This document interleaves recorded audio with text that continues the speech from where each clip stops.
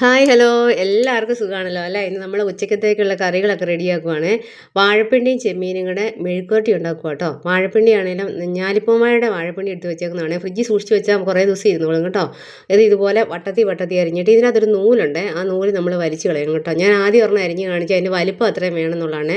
ചെറുതായിട്ട് അരിഞ്ഞിടരുത്, ഇത്രയും വലിപ്പത്തിൽ തന്നെ ഇടണം, നിങ്ങൾ അതിൻ്റെ ടേസ്റ്റ് ഉള്ളൂ. ഈ നൂല് പോലെ ഉണ്ടല്ലോ, നമ്മൾ ഇതുപോലെ വിരലും കൊണ്ടങ്ങ് ചുറ്റിക്കളഞ്ഞാൽ മതിയേ.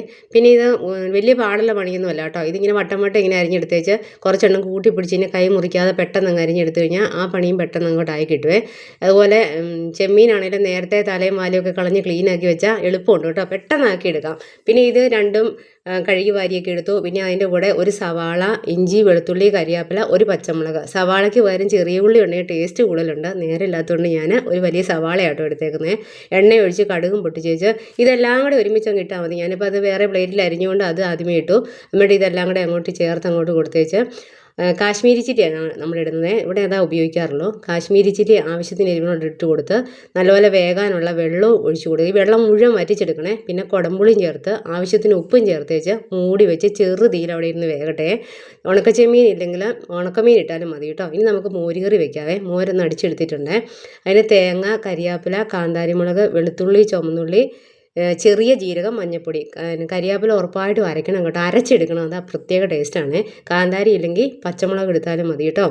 പിന്നെ നമ്മുടെ കറി ശ്രദ്ധിച്ചോണം, ചെറുതീരിരുന്നാൽ മതി. ഞാനിപ്പം മോരുണ്ടാക്കാൻ എളുപ്പത്തിന് അപ്പുറത്തെ അടുപ്പിലോട്ട് മാറ്റി വെച്ച് എണ്ണ ഒഴിച്ച് കടുകും പൊട്ടിച്ച് ഉലുവായും പൊട്ടിയിട്ട് ഒരു വെളുത്തുള്ളി പൊട്ടിച്ചെടുക്കുന്നുണ്ട്. അത് പ്രത്യേക ടേസ്റ്റാണ്. പിന്നെ നമ്മൾ നല്ലപോലെ അരച്ചെടുത്ത അരപ്പ് നല്ലപോലെ ഒരു 2-3 മിനിറ്റ് ഒന്ന് വേവിച്ചെടുക്കണേ, ഒന്ന് കുക്ക് ചെയ്യണേ. ഇച്ചിരി വെള്ളം ഒന്ന് വറ്റി വരട്ടെ. അന്നേരത്തേന് നമ്മുടെ മോരടിച്ചതും കൂടെ അതിൻ്റെ അകത്തോട്ട് ഒഴിച്ച് കൊടുത്തേച്ച് ഉപ്പും ചേർത്ത് ആവശ്യത്തിന് ഉപ്പും ചേർത്ത് വെച്ച് ചെറിയ തിള വരുമ്പോൾ നമ്മുടെ മോരുകറി റെഡിയായേ. നല്ല അടിപൊളി സൂപ്പർ ടേസ്റ്റ് ആട്ടോ. ഇടയ്ക്കിടയ്ക്ക് നമ്മുടെ മീൻ നോക്കിക്കോണം. മീനും വാഴപ്പിണ്ടിക്ക് അതോട്ട് ആ മീനിൻ്റെയും എല്ലാത്തിനും ടേസ്റ്റ് കയറിയിരുമ്പോൾ ഭയങ്കര ടേസ്റ്റാണ്. അപ്പം ഇടയ്ക്കിടയ്ക്ക് ചെക്ക് ചെയ്യണം. ചെറു തീയിൽ വെന്താൽ മതിയേ. ബീട്രൂട്ട് വെക്കണം അതിൻ്റെ ഇടയ്ക്ക് നമുക്ക്. ബീട്രൂട്ട് എന്ന് പറഞ്ഞാൽ ഞാൻ ഇന്നിപ്പോൾ ലിബാമൊന്നും ഉണ്ടാക്കുന്നില്ല. ഇതുപോലെ ഞാനങ്ങ് പെട്ടെന്ന് എല്ലാം കൂടെ അങ്ങോട്ട് അരിഞ്ഞെടുത്തേ. ഇതെന്ന് പറയും ഇപ്പോൾ ഇത് റെഡി ആയിട്ടുണ്ട് കേട്ടോ. ഏകദേശം നല്ലപോലെ ആയിട്ടുണ്ട്. ഇനി ഒരു ഇച്ചിരി നേരം കൂടെ വേണമെങ്കിൽ വെക്കാം, അത്രേ ഉള്ളൂ കേട്ടോ.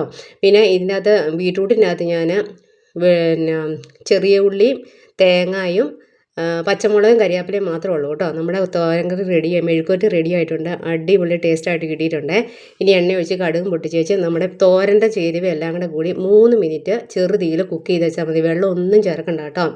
ഇത്രേ ഉള്ളൂ നമ്മുടെ പരിപാടികൾ. ഇന്ന് രാവിലെ പിള്ളേരൊക്കെ പോയി, അവർക്കൊക്കെ കൊടുത്തുകൂടി ഇത് ഉച്ചക്കത്തേക്ക് റെഡിയാക്കിയതാണ്. അപ്പോൾ എല്ലാവരും ഉണ്ടാക്കിയൊക്കെ നോക്കണം കേട്ടോ. ഇഷ്ടപ്പെട്ടാൽ ലൈക്ക്, ഷെയർ, സബ്സ്ക്രൈബ് ഒക്കെ ചെയ്ത് കമൻ്റ് ഒക്കെ ഇട്ട് സപ്പോർട്ടൊക്കെ ചെയ്യണേ.